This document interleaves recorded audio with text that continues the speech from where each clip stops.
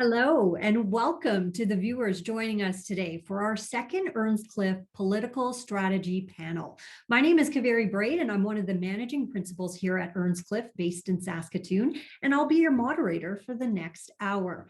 Now, those of you joining us from last month will know that this panel is a bit of a different one compared to the other webinars we do at Earnscliffe. This hour is actually dedicated for our viewers to hear how some of our principals and consultants here at Earnscliffe really think about the hot button issues facing Canada today. So why are we doing something like this? Well, it gives you some insight on the debates that happen under our roof between our colleagues, which then help us give our clients the best possible counsel in the areas of government relations and strategic communications. So let's get started by introducing you to our panelists today. Starting from the West Coast, we have Carling Dick, who is a principal in our Vancouver office. Also from Vancouver is our newest colleague, Olivia Dixon, who is a consultant with us. Olivia, welcome again to the Earnscliffe family. Next, we have Julie Garner, a principal from our Toronto office. And back again for a second time, Marianne Carter, a principal from our Ottawa office. Welcome, panelists. It's great to have you here today. And just want to quickly say that it feels pretty awesome to have an all-female panel today. I'm just going to put that out there. Now, before we start, I want to remind viewers that you are welcome to join in on the panel discussion by asking us questions you might have on any of the topics that we are covering today. All you have to do is use that chat function at the bottom of your screen, and my colleague Carling will be monitoring the questions as they come in, and we will hope to answer a few of them throughout this hour. Now, let's get started by tackling, of course, the impacts of this ongoing pandemic. To date, there have been 22,000 deaths in Canada and more than 2.5 million worldwide. No doubt we have heard profound stories of social and economic dislocation at the result of this pandemic. But let's dive in a little deeper. Panelists, I want to start first by hearing your personal views of the social and societal impacts of what this pandemic has actually had on Canadians. Marianne, I'm coming to you first. What impacts do you think we've seen? Well, I think there's the obvious one, Kaveri, where we've talked about the impact on families and childcare. Of course, people feeling secluded, people losing their jobs. But one thing we've talked about and we've seen in the media, but it hasn't had the attention it deserves, is the real impacts on women. And this isn't just about working moms or the child debate we hear so often. This is about women and their mental health impacts, as they tend to be make up the majority of frontline workers. They are trying to work from home while also managing children. At the same time, most women have taken a pay cut or lost their jobs in this country.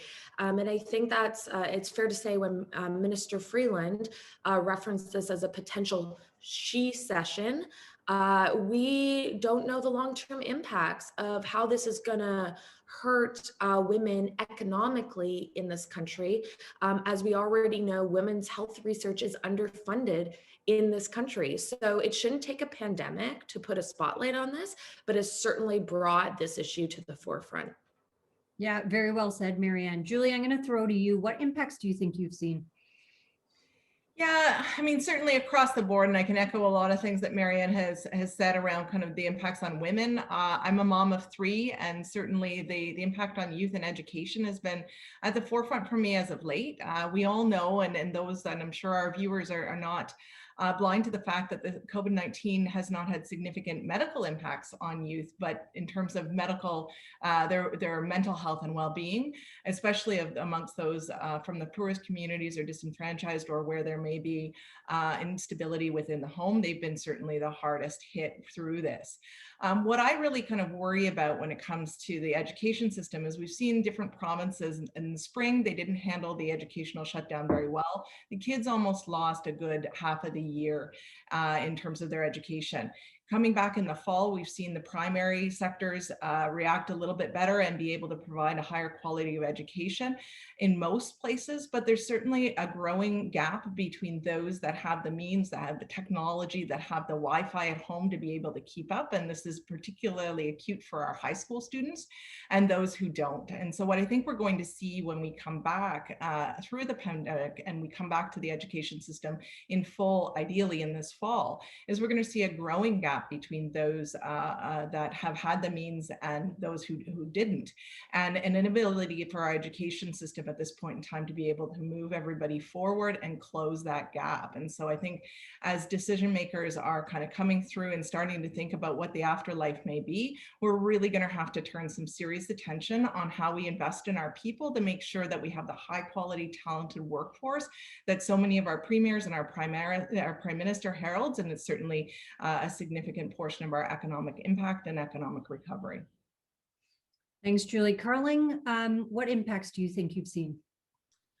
Well, I definitely echo everything Marianne and Julie have said. You know, Leger had a poll out this week saying that 35% of people have had, you know, serious mental health issues or felt, you know, depressed or whatever during this pandemic. So that's definitely concerning.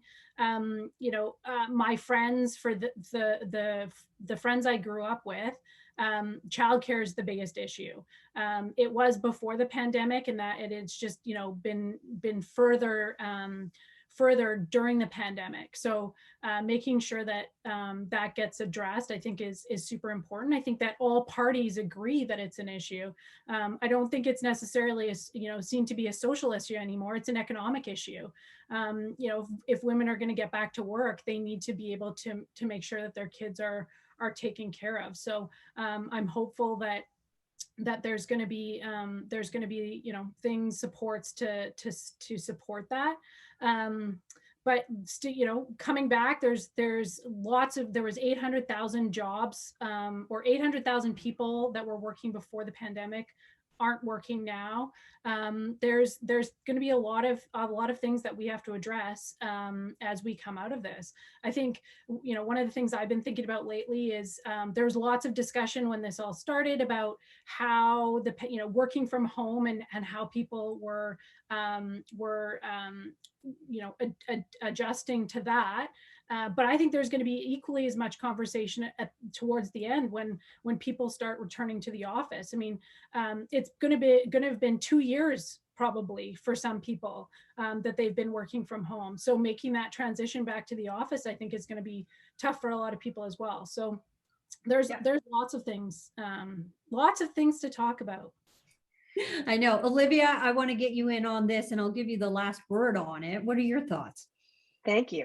My thoughts go straight to minority groups, particularly IPOC, Indigenous, Black, and people of color, particularly Indigenous, Black people of color who identify as women. We faced a double whammy when COVID happened.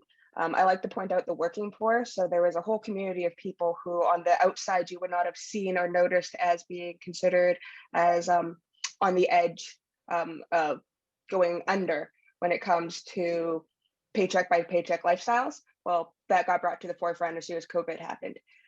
Also, minority groups tend to be in the more precarious jobs. We tend to be in the frontline workers or the cashiers. So we are the most likely to be at the front lines of COVID during the pandemic, or we worked in the jobs that weren't stable. So we would lose our jobs as soon as COVID came in. Particularly, I like to point out the hotel workers. A large percentage of them were women of a minority group who right now currently don't really have employment because there's no one coming to stay in hotels. It's just it was like adding a whole layer on top of a struggle that was already existing, particularly with, then you throw in June for the Black community, George Floyd and Black Lives Matter. Mental health care became a really, really, really big aspect. But then another thing that had to be pointed out is, one, the stigma within our communities around mental health care. It's really hard for us in our own community to be able to talk about the need to go see a therapist or a counselor, let alone finding the right counselor.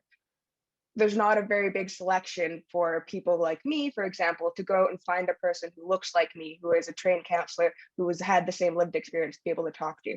It's hard to describe something to somebody that they've never felt before. So I like to try and find silver linings in everything bad that goes on in the world. So one of my silver linings for the pandemic, at least, has been that you can't hide anything that's going on anymore. Everybody is seeing the injustices and the discrimination and just the unfairness that was in the world before this happened. Yeah, you're correct, right? So at least it shines a spotlight on those things, and time will tell, I guess, right, of how we handle this going forward. Panelists, let's stay on the topic of the pandemic, but I do want to move on to vaccine rollouts and specifically the political implications of them. Marianne, what are your thoughts about the numbers of vaccines presently available in Canada and their distribution? So far, Kaveri, roughly 4% of the Canadian population has received their first dose of the vaccine, which, as many of the viewers will know, are tend to be seniors or frontline workers. And the system right now is a bit, I wouldn't say fragmented, but it depends on which province you live in, and how rapidly they're distributing them. So, for example, we're seeing the province of Quebec shifting to partnering with pharmacies to help administer the vaccine as of March 15th. This is important because we recently just received 500,000 AstraZeneca vaccinations, and we continue to wait out for more. But if we actually can have other third-party players like pharmacists helping administer the drug, we could see this rapid increase in vaccinations depending on which province you live in. The problem is, I think, Kaveri, is two things in my mind.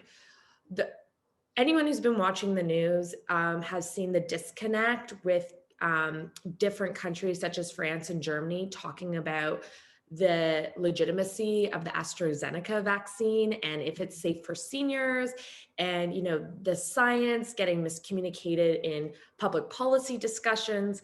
And you're seeing almost vaccine hesitancy now, where people are saying, well, I don't know if I want this vaccine over that vaccine. And that is a public policy failure in terms of communicating. We've already seen France and Germany sort of reverse their views on that front and saying there's ample data and support to ensure that no matter which vaccine you're taking or being administered, it is safe. So that's a key thing. And then very quickly, and I know my other colleagues have things to say about this, is we're seeing a huge increase of our neighbors to the south in the US getting vaccinated. And I think that Canadians are going to start to get itchy if they see people, in their 30s, 40s, 50s start to en masse get vaccinated, and we're still waiting a few months. I think we're going to see a bit of political turmoil on that front. Yeah, you're very correct, Marianne. And I totally want to ask that question a little later on in our webinar, but let's stay a bit with vaccine hesitancy. Julie, what do you think? Is the government doing enough right now on convincing Canadians that getting vaccinated is important? So great question, Kaveri, and I'd like to build off something Marianne said. I do agree that there's going to be a little bit of political discourse, or a lot of political discourse about, should we be getting it faster and what did they do? I think the Globe and Mail article just came out right before this panel, just talking about where we rank and where we stand up, and why Canada didn't get greater access to vaccines earlier. I would say that kind of my general circle of conversation is that most people didn't believe that we'd have a robust vaccine rollout at this particular point in time last spring, and certainly even in early fall, the idea that we'd have one vaccine or multiple vaccines coming to market right now, and vaccine manufacturing capabilities coming to Canada this year, again, something I don't think was really seen as a reality. But to that point, when the vaccine rollout is happening, I think as soon as the vaccines were approved and the first one, Moderna, came out, they should have been talking about the information, the safety around these vaccines. I think early on there was a big hesitancy that this is a big science experiment, and we saw a lot of hesitancy, and we continue to see a lot of hesitancy amongst long-term care workers who may have felt like they were the guinea pigs early in this experiment, and we're still seeing 30 to 35% of that population reluctant to have vaccinations put in. I think there's a certain population that needs a little bit more information from the public, and more campaigns are coming on board right now. City of Toronto just launched this week with a campaign to provide more information, and I think more of that is going to be necessary to convince those that are on the fence around it. There's always going to be a population of individuals that that for religious reasons or for other reasons are not going to want to sign up and roll up their sleeves, but there's quite a bit of information that can be put out by our governments across the country to give people that comfort that these vaccines are safe. And there's a great article in New York Magazine that was published back in January, February that details the process, which also I've been sharing widely, and I will tweet again about later today, just to provide that kind of information and detail around those approval processes, which certainly for me gave me the great comfort that our scientists around the globe have been doing such a great job to bring these things to market and protect our global citizenry. Yeah. Carling, let's get a little political here. You know, when it comes to vaccines, and Marianne alluded to this, there are countries that are doing a lot better than Canada. I think we spoke earlier this week that Israel's at like 99%. And just yesterday, President Biden announced that all Americans could get vaccinated by the end of May. So politically, do you think the federal Liberals will pay a price for Canada falling behind other countries like this when it comes to vaccine administration? Well, I think it has a lot to do with how well the opposition parties do their job, and to a certain extent, as you've mentioned, how what happens in the U.S. Right. So if the U.S. is successful in vaccinating everybody or all adults by May, and Canadians are looking to the South and seeing things change there, seeing the economy open up, and we're still locked down, then yeah, I think they could. But the opposition parties, like I said, are going to have to do their job. They're going to have to capitalize on the government's unpopularity, right? And unfortunately, I guess you could say, the government actually in recent weeks, because we've seen more vaccines become approved in Canada, the government's popularity is increasing, and the opposition parties sort of, I don't think, did a good enough job on capitalizing on their unpopularity earlier on. So again, I think it depends on how well they do their job. Okay, Olivia, do you agree with our colleagues? What do you think about vaccine distribution? Is the federal government hitting their mark? That's a loaded question. The kind Canadian answer in me wants to say the timeline is still correct. No one expected to be vaccinated, at least no one in my age group expected to be vaccinated anytime soon. Still on track for my age group to get vaccines. The part that I am concerned about is the lack of addressing vaccine hesitancy within, I'm going to go back to it, IMPOC communities. There is historical precedence for why our community has a hesitation of taking vaccines. Personally, I'm going to go to Tuskegee, I believe that was what it was called. It was the syphilis vaccine in the United States. They gave it to Black American men. They did not tell them that they were getting a placebo. And it wasn't until about 1972 that they stopped the experiment. It started in 1932. So for that entire generation of people that had syphilis, they were not getting treated. They went into the military and tried to get treated, and the military wouldn't give them treatment. So at least in the Black community, we see things with vaccines completely differently than the average white community would. Same with the Indigenous people. Reconciliation schools, they only closed the last one in 1996. I was alive during that. They were doing medical experiments on Indigenous peoples back then and before that. So when we talk about vaccine hesitancy, there is so much internalized fear from being lied to before that it makes it harder. And then when we talk about the US and how every American can have it by July that wants to, I'm really picking up on the word wants to. How much of the American community is actually going to get it with the history that America has with giving vaccines? And then you also have to go into where the alt-right went recently when it came to vaccines and their protests. Not a lot of communities feel safe now going to get a vaccine. And then you have to put into consideration when you want to apply safety features to going to get the vaccines, what are those features? Are you going to put RCMP outside of the vaccine clinics? Well, again, Black community isn't going to want to show up to get a vaccine if the RCMP is outside. So like there's a lot of systemic issues that aren't being addressed here in vaccine rollout that I feel like are going to come to the forefront. We all want the vaccine, but you also have to build the trust. Great points, Olivia. Thank you for that. Carling, I think this might be a great time to take a question from a viewer. Do we have any questions around this topic? We do. I think Olivia sort of addressed it.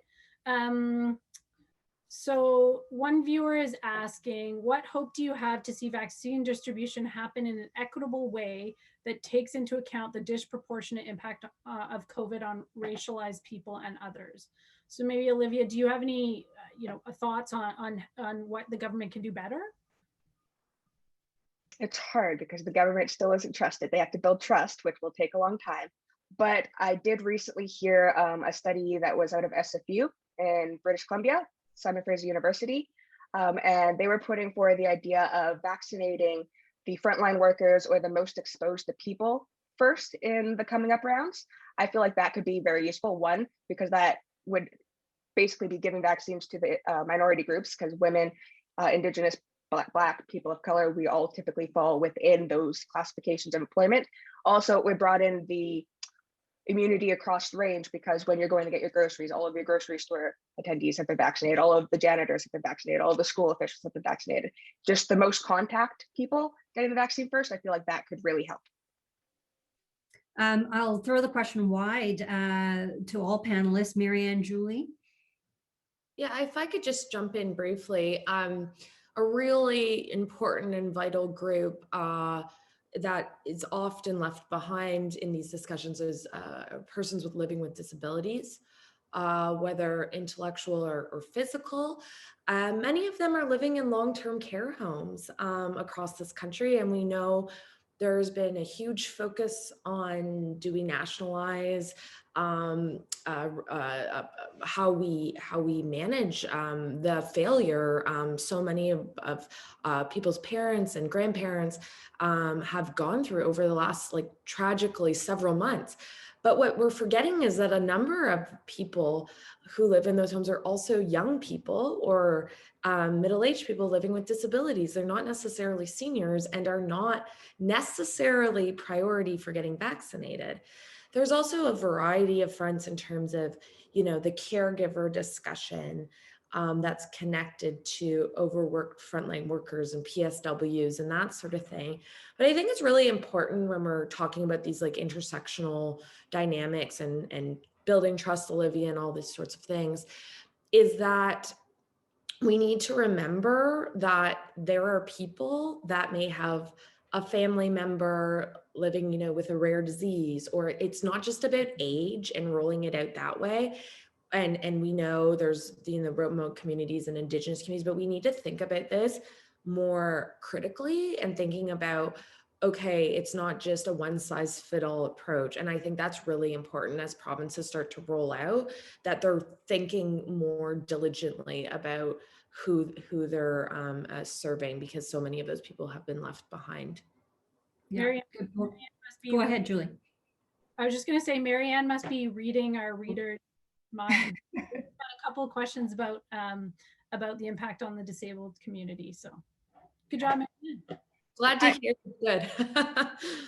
building on sort of that, but I think that as the rollout gets to the pharmacies and gets into primary care, we're going to see a lot more confidence in all communities, and the ability to access, seniors having confidence in their primary care physicians to be able to give them the advice. Yes, Mrs. Smith, or yes, to that person, that you should take this. This is safe. This is right for you. That's going to give a lot of confidence. And similarly, that pharmacist confidence, it'll also reduce some of those issues that Olivia was mentioning around the protesters, around kind of physical mass vaccination sites, and potentially kind of having a police presence there. Walking into your Shoppers Drug Mart or your local neighborhood pharmacy and seeing the pharmacist that you've known and trusted with your healthcare for a long time will give that kind of confidence, as well as that accessibility for all people throughout Canada. So I'm looking forward to kind of seeing that and seeing that assist with the confidence around kind of that anti-vaccine hesitancy, as well as that willingness to be able to go and access a vaccine equitably.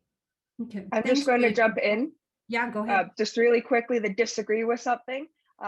Having your local pharmacist or your local doctor, as much as I trust mine, would not necessarily make it easier for our community, just because of the precedence of us not getting the correct information or being treated differently. For example, as a Black woman, for a long time, doctors were taught that I didn't feel pain the same way as a white woman. So if I went in to talk to my doctor about certain medications, depending on their training, they wouldn't give it to me, or they'd tell me different information. So we still have a hesitancy, even when it comes to going to our regular family doctors or to a pharmacist. But yes, I agree that it would still be better than the original plan. Thanks, Olivia. Look, panelists, we were talking about vaccine rollouts, in particular, federal government we were talking about, but I kind of want to turn our attention now to the provinces and territories. And I want to ask you how those governments have been coping with the challenges they've been facing, and how do you think the premiers are doing across the country? Marianne, what are your thoughts, Atlantic Canada and Quebec?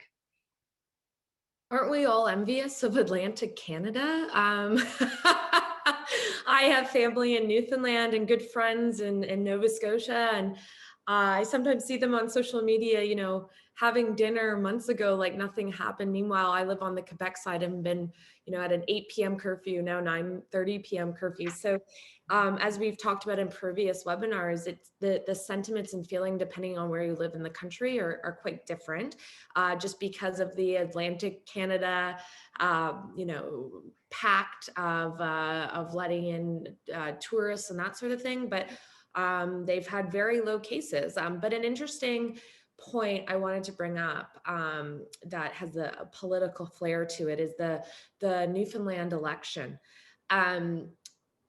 There's been a lot of discussion about a federal election, right, over the last couple of months, in terms of, do you do it in a pandemic? Is this going to make people angry? Is this the right time? And we're seeing some interesting case studies. And I think Newfoundland's a good example of, they were pretty stable in terms of safety and cases. And then all of a sudden they saw an uptick, and there was no longer, they had to sort of scramble to address like in-person voting and all these sorts of things.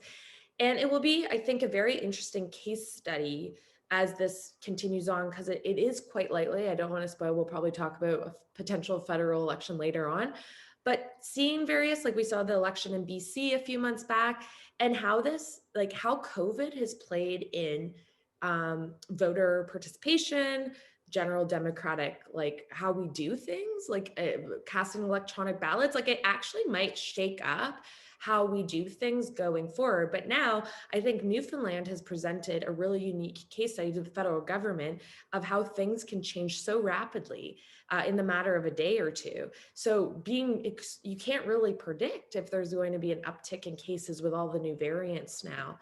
And then very quickly in Quebec, I had mentioned about they've been one of the first provinces to come out very clearly and forthrightly about partnering with pharmacies in terms of vaccine administration, which I think is an excellent idea. If pharmacists are administering the flu shot, like if we can get more Canadians and Quebecers vaccinated quickly, why not, you know?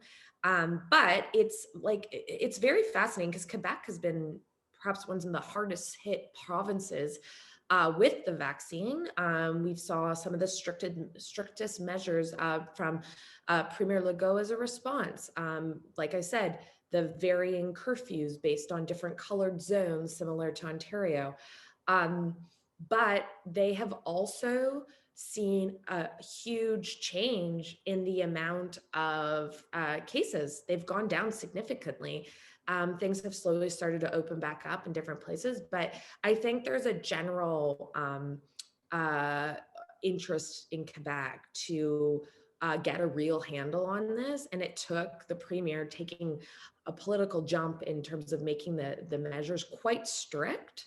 But they have seen a huge change because of it. And now vaccines are starting to roll out for predominantly seniors. Yeah, I'm going to go east to west. So that leaves you, Julie. You live in Ontario. How do you think Doug Ford has been handling things? Yeah, so Doug Ford, certainly his popularity has risen significantly throughout this pandemic. His style of communication has been something that Ontarians have taken deep comfort in. He's a tell it like it is, look into the camera, speak to you bluntly, not afraid to kind of point out and call out individuals for bad behavior, and really kind of trying to give that we're all in this together, and I'm going to call you out if you're not doing that. So I think that he certainly, from his style of communication, he's helped give that confidence and that security and comfort to Ontarians throughout this pandemic, which is being reflected in his polling numbers. His government certainly has put out a number of measures and has been taking a much more kind of practical approach to this and leaving politics aside. You've seen him forge bonds with the federal government and Chrystia Freeland in particular throughout this, and really try and put those kind of partisan spears aside and really work together with our counterparts to be able to secure the funding necessary for key programs in the province throughout this. And that again has been a really positive thing. What we're going to see on the horizon, though, is the issues around kind of our long-term care homes, which were there decades before, that are coming to the forefront, and how fast and how effectively he's coming to the table with the solutions that are going to really make the difference for our seniors, for our long-term care homes. We're going to see a government that struggles with balancing budgets now have to deal with a very excessive debt and deficit situation, try and continue to keep that conservative support and conservative confidence, while recognizing we're not going to see black numbers for a really long time. So I think that the hard road is ahead for Premier Ford. He has managed it fairly effectively. There will be always those, including myself at times, that said he's not moving fast enough on this issue or that issue. But I do sincerely believe that him and his team are working tirelessly. I've been on calls with members of the cabinets on Sunday nights of holiday long weekends and various other things. We see them out there. We're seeing it kind of in Premier Ford, and a little bit of tiredness, I think, this week coming out. But really kudos and hats off to all of our elected officials that have been helping manage through the pandemic. I think he's doing a good job, but the road ahead is going to be tough, and it's going to be where we see whether or not the solutions that they've put in place are actually going to be effective to bring us through this as Ontarians. Okay, thanks, Julie. Carling, what about the premiers on the prairies? Well, just overall, I would say, about half of Canadians have confidence in their premiers that they're going to do a good job with the vaccine rollout and get shots in arms by September. And we see, sort of, as Marianne mentioned, in Atlantic Canada actually has the highest confidence, and British Columbia is not far behind. And then in the middle, it's kind of dips a little, specifically, or dips specifically in Alberta. So Albertans have the least confidence in their government that they'll be able to get shots in the arm by September. Kind of not surprising, or I guess it is a little surprising, even though Albertans, don't have a lot of confidence in their government that they're going to be able to deliver. Alberta is actually doing quite well in terms of actually getting shots in the arm. So I think there's probably some better communication that can happen there. But Yeah, highest confidence on either sides of the country and kind of dips in the middle. Okay. Olivia, what about British Columbia and Northern Canada? Do you think the political leaders in those jurisdictions are in fact meeting the political bar?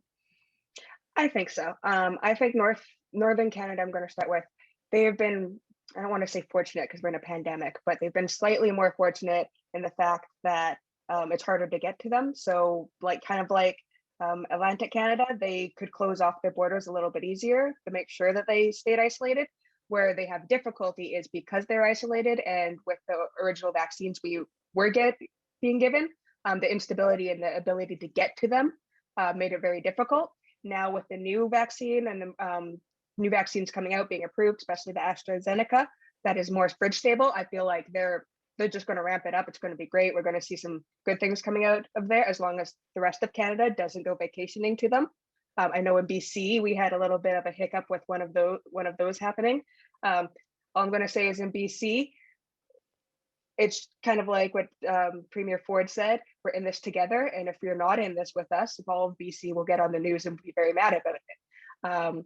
I am fortunate I live in BC. I'm very happy with the way that we've been dealing with our pandemic. It can always be better. Our cases have gone up, but at the same time, we are on our path for a vaccine rollout. We trust our Dr. Bonnie Henry and our Premier. I give Premier John Horgan big props for the fact that when the pandemic first started, he knew the step back. It was not his place to be the person trying to give us all the information about the pandemic. He let Minister Dix and Dr. Bonnie step up, give us the information, and then it built their trust. So now when we hear from them, we trust them as officials. If the Premier is going to relate information from them, we trust the information because we have had them for almost an entire year giving us all the information. And now even all of Canada starts trusting what BC says with that 4-month gap between the vaccinations that just got announced that everybody supports now. Okay.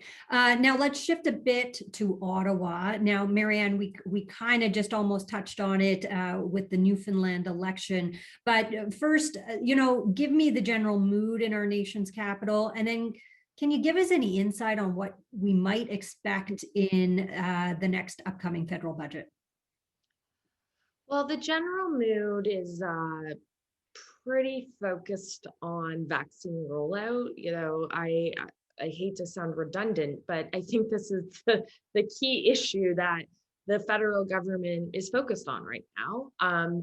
They were coming up around a year now of most of the country working remotely. They are under a crunch, I would say, as we discussed earlier in this webinar about their neighbors to the south and different countries throughout Europe, and being used as a comparison. There's been bumps along the way, and the challenge in many respects is our unique dynamics with our provinces across the country. And I think the federal government is really trying to work with provinces to ensure that vaccine rollout goes smoothly. But that said, there's also this sentiment around, well, while we need to manage public health crisis on an ongoing basis, we need to think about economic recovery and when are we going to have a federal budget? As you'll recall, we did not have a federal budget in 2020. We had a fiscal federal update by Minister Freeland in the late fall of 2020, and it can be anticipated that in April, likely, we will see a federal budget. The Parliamentary Finance Committee already tabled its report to the government based on recommendations they've received from a variety of stakeholders across the country about where the government should focus its attention.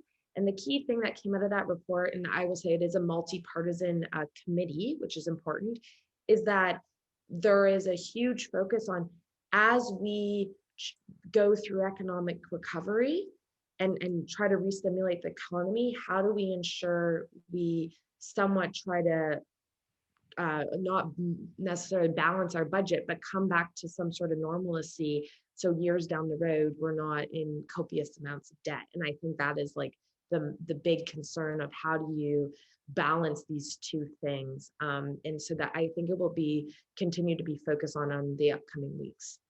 Okay, so as we talk about, sorry, did someone want to get in there, Julie? Yeah, I do. I just want to say that, you know, as a GR practitioner and a lobbyist over the last year, you know, it's been part of our guidance has been when it's appropriate to take messages to all levels of government. And we've had to be sensitive to the fact that they're dealing with a pandemic they've never, that no one has seen before. And, you know, bringing up issues that were, you know, and are very important, but are not associated with it wouldn't necessarily be appropriate at a particular point in time.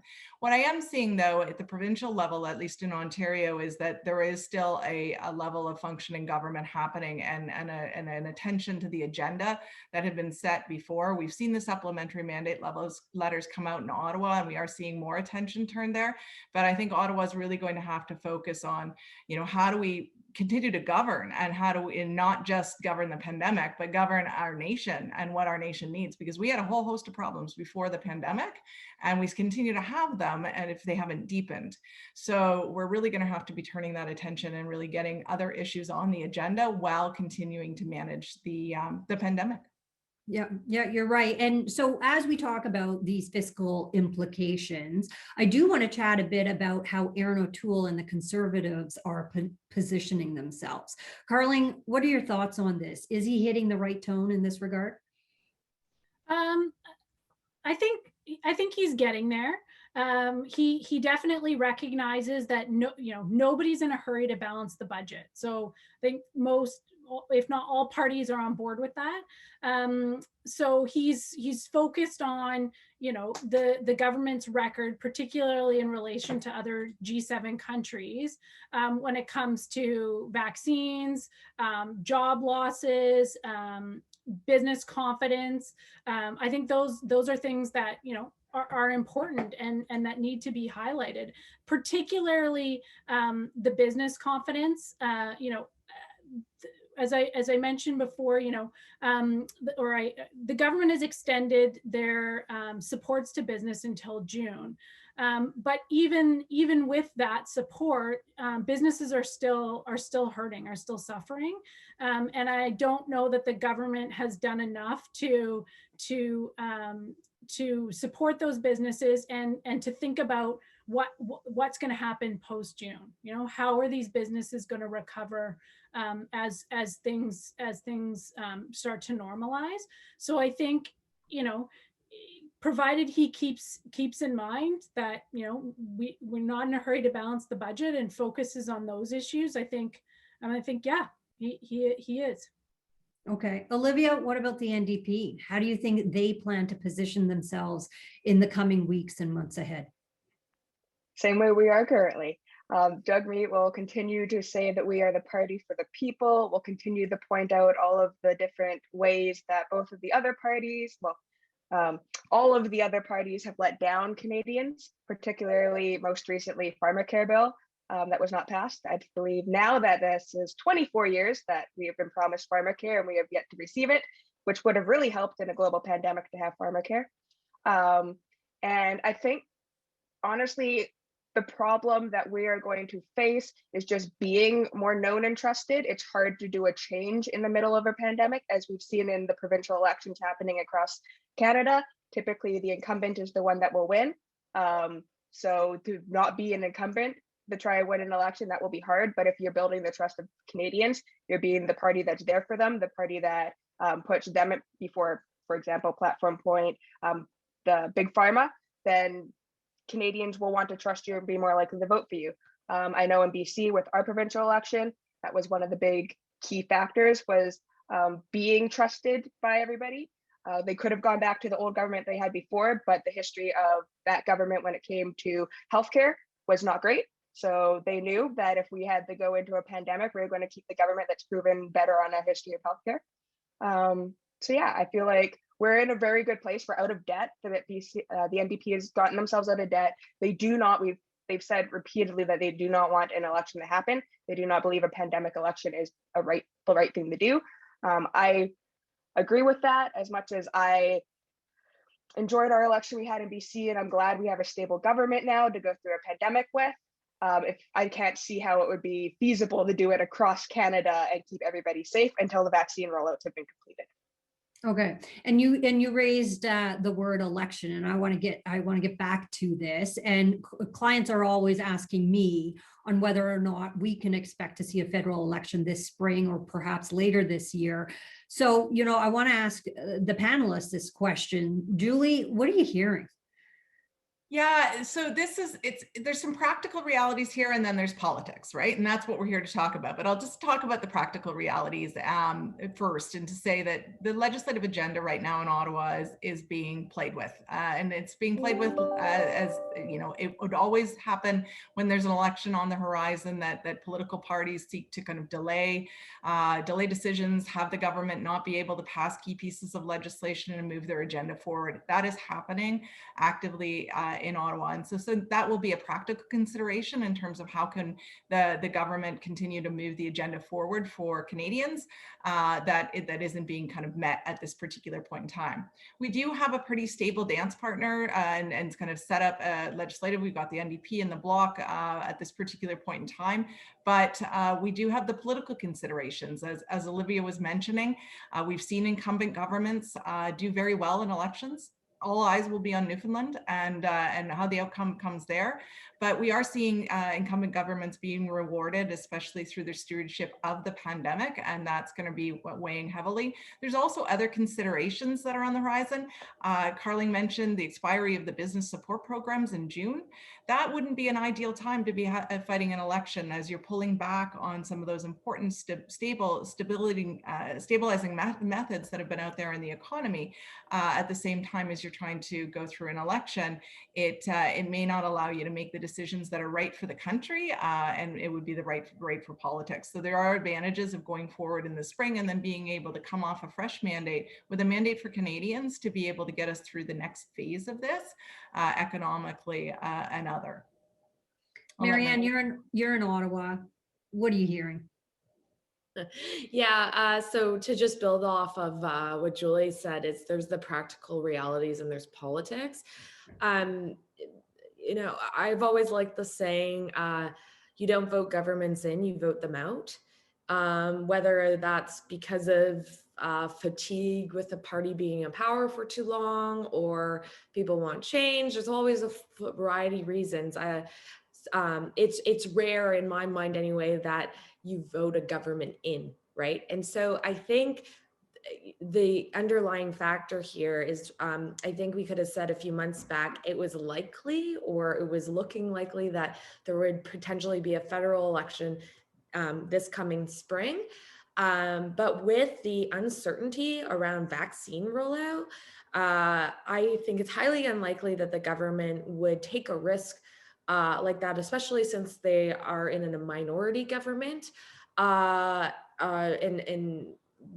the views that, like, they have strong polling, but it's just, there's so much uncertainty that could sort of go back and create other uncertain circumstances that they can't control, simply because of we just don't know how quickly people are going to be vaccinated or back to work for what have you. So anyway, the point is that it is likely, I think, in the next year or so, we will see an election. It's typical that minority governments have an 18-month to 24-month lifespan. So we're well on that path, and I think we just have to stay tuned. My bet is on potentially this fall. Okay, Olivia, I want to get you in on this. What are your bets? I'm betting with Marianne for this fall. Just going back to what it felt like. Just going back to what it felt like being in BC right before the election. I'm starting to see candidates get nominated in different ridings. Like, the ramp up is happening. I know in BC when that was going on, I kept telling myself, no, it's not going to happen. No, it's not going to happen. And then they called an election on us. So it's coming. I just can't see it happening until after vaccines have been rolled out, because that is like the biggest platform point that you can win on, is going, we vaccinated all of Canada. Trust us to be in charge again. Yeah, you're very right on this. Carling, we have a bit of time. Let's take another question from a viewer. I know we have a lot coming in. yeah, we do. So related to the election, someone's asking what we think the narrative might be, the overarching narrative there if there is an election. Anybody want to answer that one? Okay, Olivia kind of almost alluded to it there, right? Panelists? I'll just jump in really quickly. I think it will come down to, as we discussed earlier, other countries, predominantly the United States under the new administration of President Joe Biden. If Americans are fully vaccinated and a good chunk of the Canadian population are not, I think that is going to create a lot of political discord in this country. Yeah, agreed. Julie, what kind of narrative do you think we could expect? I think you're going to see a steady hand on the wheel of narratives, keep us going, a government that cares about all Canadians. So the diversity and inclusion themes coming out, the affordability is going to be a major concern for Canadians as we go into the kind of post-pandemic reality, and affordability is obviously top of mind at this particular point in time. I did a little bit of a scan on the mandate letters that came out, and I think homelessness was mentioned twice in the individual mandate letters, and this iteration of the supplementaries, affordability and homelessness was mentioned multiple times. So we are seeing those issues ratchet up on the agenda, and I think it's going to be that stable hand, inclusive hand on the wheel that we see as kind of emerging as the top themes, with an eye for stable economic growth and prosperity. Okay, very good. Carling, maybe let's take another question. Yeah, there's a really great one here that came in when we were talking, excuse me, about vaccines.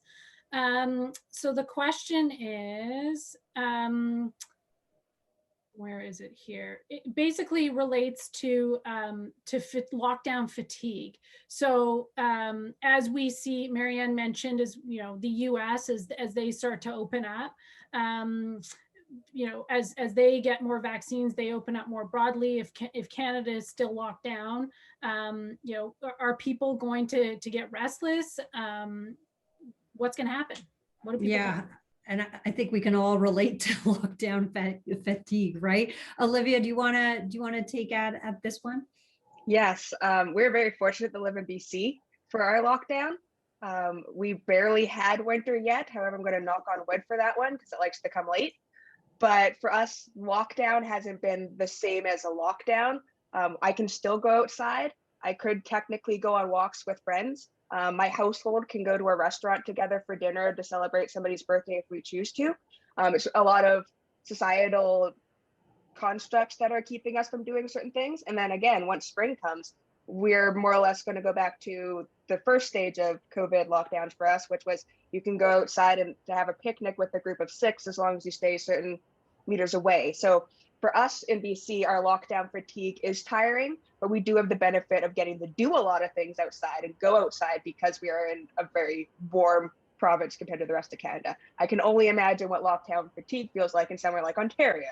Olivia, if we get winter now, I'm blaming you. If we get 100%, it's my fault.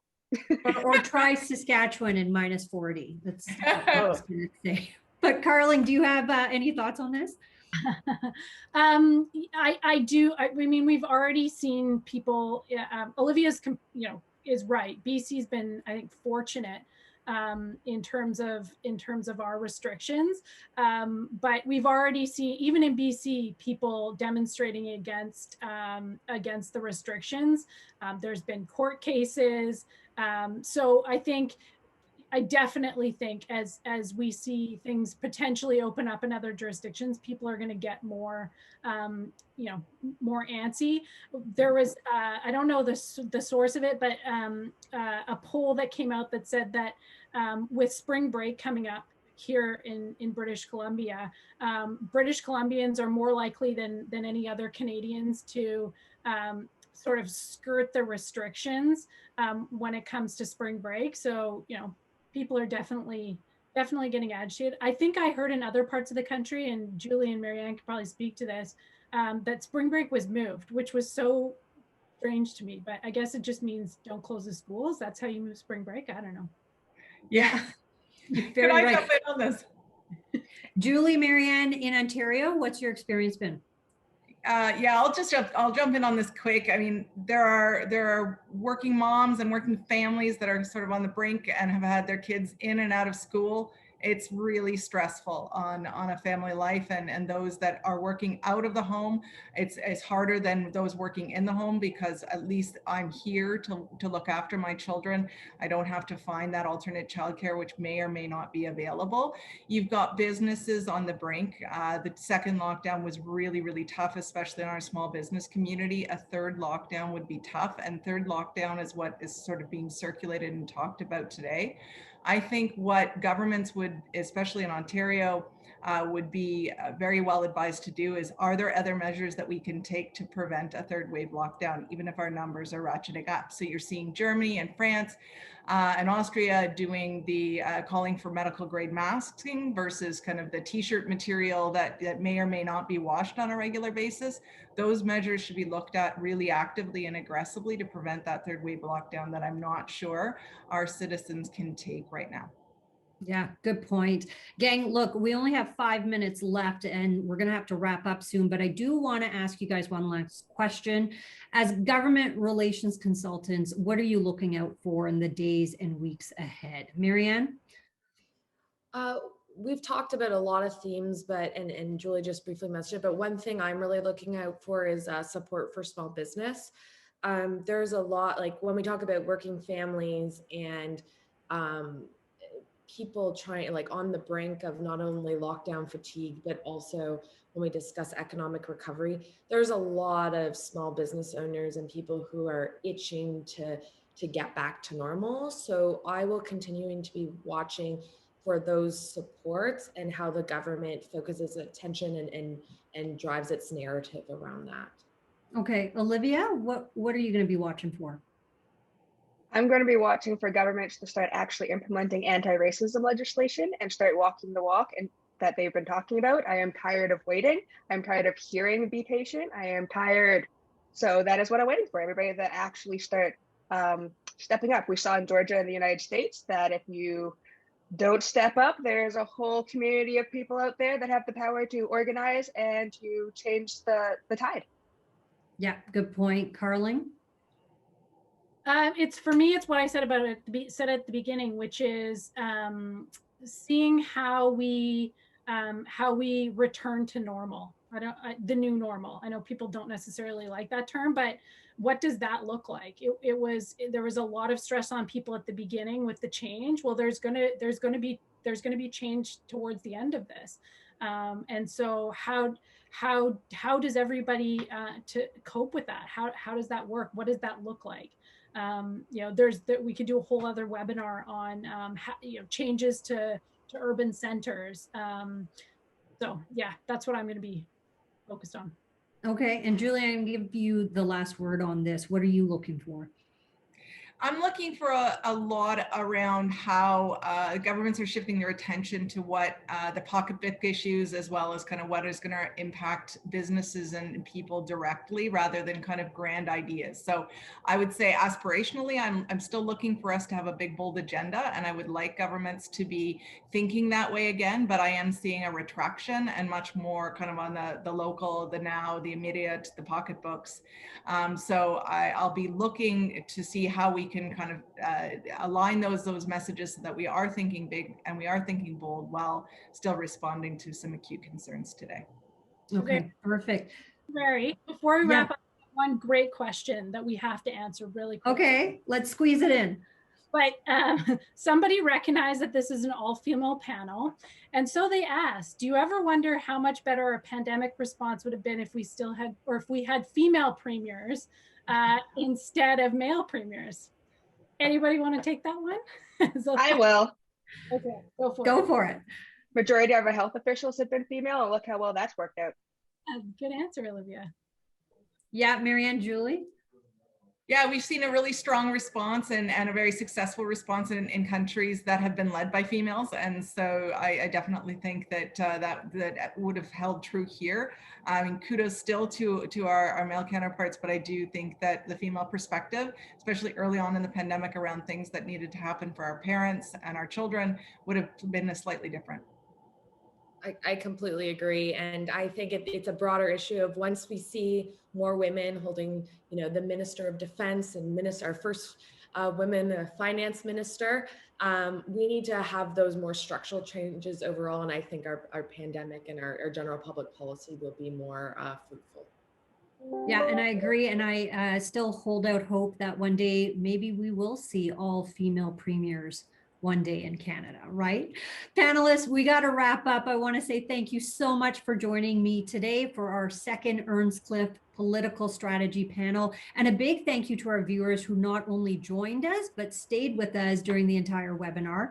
If any of the viewers are interested in getting more insight on any of the topics we covered today, don't hesitate to reach out to me or to any of our panelists that you've seen today. All you have to do is go to our website at earnscliffe.ca and click on the tab that says Contact Us. We will be doing this political strategy panel on the first Thursday of every month. So I look forward to seeing everyone again next month. So until then, stay safe and stay well, everyone. Bye.